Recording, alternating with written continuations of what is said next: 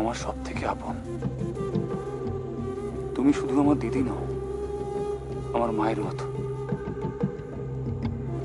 এই লড়াইয়ে জিত আমারই হবে।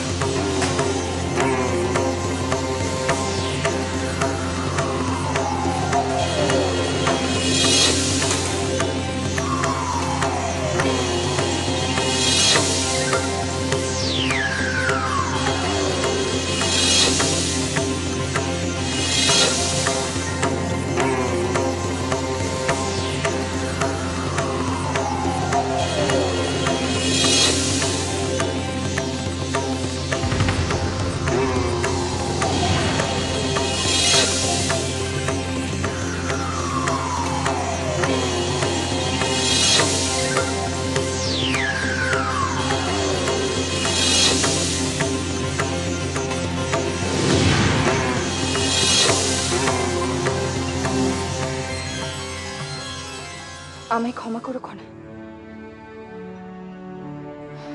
স্ত্রী হিসাবে আমার কর্তব্য হলো আমার স্বামীকে পরাজয়ের গ্লানি থেকে, অপমানের হাত থেকে রক্ষা করা।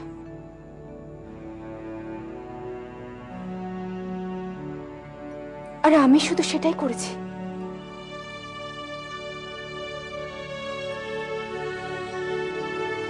তোমাকে আমি যতই দেখছি ততই মুগ্ধ হচ্ছি,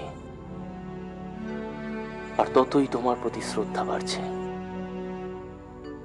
তোমার মতো এরকম একজন দায়িত্ব কর্তব্য জ্ঞান সম্পন্ন নারীকে আমাদের পরিবারের বধূ হিসাবে পেয়ে আমি সত্যি গর্বিত।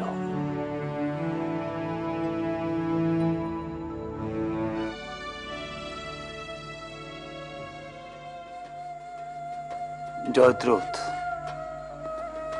সবাই মিলে যতই প্রমাণ করার চেষ্টা করুক না কেন যে খনা সমৃদ্ধির কাছে অস্ত্র শিক্ষা গ্রহণ করেছে, আমার যে কিছুতেই বিশ্বাস হচ্ছে না। একটা কথা কি জানো, শিষ্য যখন গুরুর কাছ থেকে কোনো শিক্ষা গ্রহণ করে, সে শিষ্যর উপরে গুরুর একটা প্রভাব থাকে। খনা যদি সমৃদ্ধির কাছে অস্ত্র শিক্ষা গ্রহণ করত, তাহলে দুজনের অস্ত্রচালন এবং আক্রমণের ভঙ্গি একই হতো।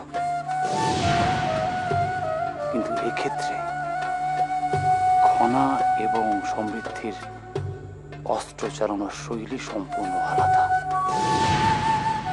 কিন্তু খনার এই অস্ত্রচালনার শৈলী আরেকজনের সাথে খুব মিল পাচ্ছে, আর সে আমাদেরই এক মন্ত্রীর।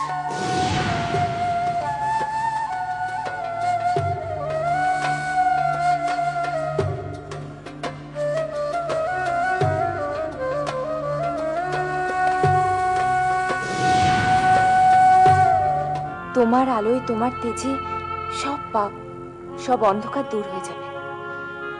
সিংহালে এক নতুন অধ্যায়ের সূচনা হবে।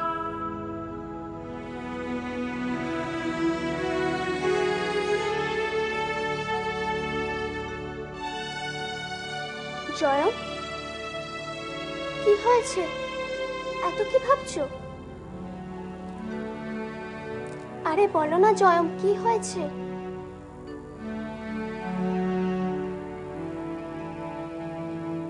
তরবারি যুদ্ধের পর তোমরা যখন কক্ষে প্রস্থান করলে, তখন তোমার ভাই কাকা আমাকে কি বলল জানো? কি বলেছে ভাই কাকা? বলল, সর্বসমক্ষে যতই প্রমাণ হোক যে রাজকুমারী সমৃদ্ধি খনাকে অস্ত্রচালনা শিখিয়েছে, সেই কিন্তু জানে তোমার অস্ত্রবিদ্যা শেখানোর আসল গুরু কে।